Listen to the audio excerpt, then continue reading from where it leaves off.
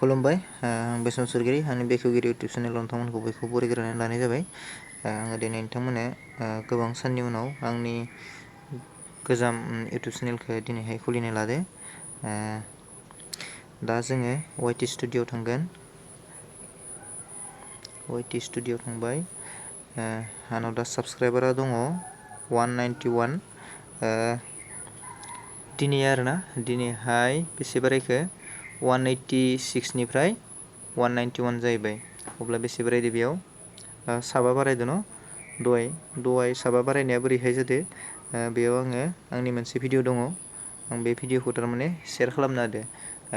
जोंनि बर'नि टप इउटुबारफोरखौ आङो भिडिअ बानायदोंमोन खैजोनमोन बेनि सायाव।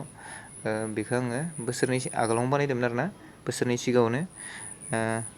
बेखौ आं दिनैहाय बोरैबा गोसोखांनानै दिनै बेखौ फेसबुक वाट्सएप बायदियाव शेयार खालामना होदो। बिनिफ्राय बेयाव बेसे भिउ फैदो बेखौबो नायगोन आङो। जोङो एनालायटिक्सआव थांगोन।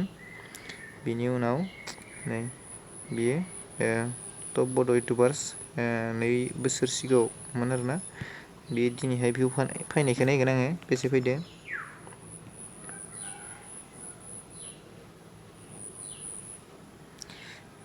बेसे फैदो नायनि नोंथांनि भिउ मराव